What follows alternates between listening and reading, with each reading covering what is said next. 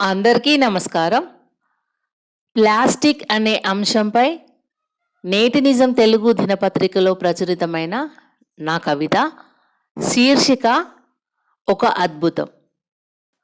ఒకప్పుడు కంటికే కనిపించనిది, ఒకప్పుడు కంటికే కనిపించనిది నేడు అంతటా అందరినీ పెనవేసుకొని నేనున్నానంటూ దర్శనమిస్తూ పర్యావరణానికే పెను సవాలు విసురుతోంది. ఒకప్పుడు కంటికే కనిపించనిది నేడు అంతటా అందరినీ పెనవేసుకొని నేనున్నానంటూ దర్శనమిస్తూ పర్యావరణానికే పెను సవాలు విసురుతోంది.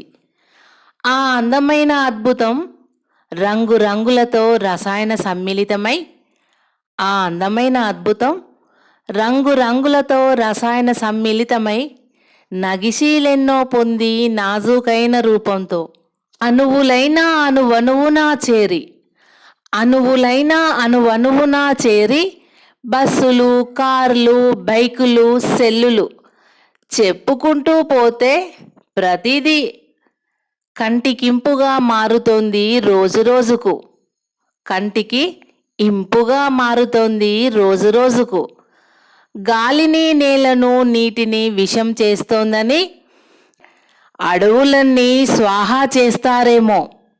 అందుకు తోడు జనరంజకమైన జనపనార కూడా కంటికి దూరమై చేతికందకుండా ఉండడంతో చౌకబారుతనంతోనే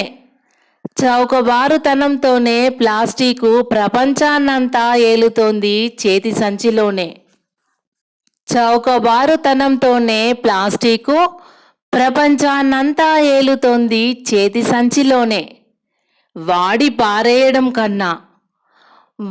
పారేయడం కన్నా వ్యర్థాన్ని రీసైక్లింగ్తో జీవన విధానాన్ని మార్చి హాని కలిగించే జోలికెళ్లకుండా పర్యావరణాన్ని పరిరక్షించి పచ్చదనపు ప్రాణవాయువు పశుపక్షాదులన్నింటికీ కల్తీ లేనిది అందివ్వాలి.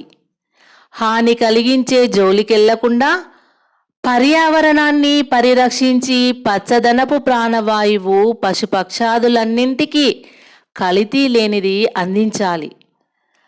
జీవంతో ముడిపడి ఉన్న పరిసరాలకు ఆయువును అందిస్తూనే ఆర్థికాన్ని, పర్యావరణాన్ని బ్యాలెన్స్ చేయాలి.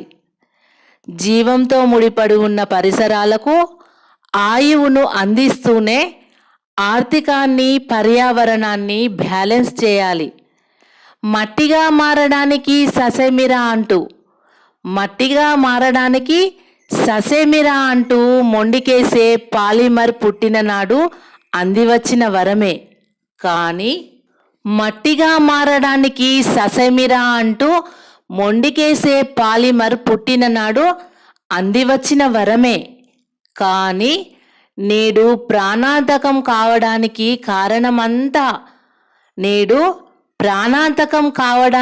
కారణమంతా మన వాడకం తీరే.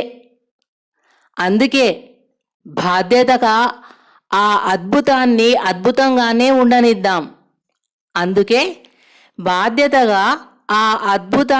అద్భుతంగానే ఉండనిద్దాం. ధన్యవాదములు.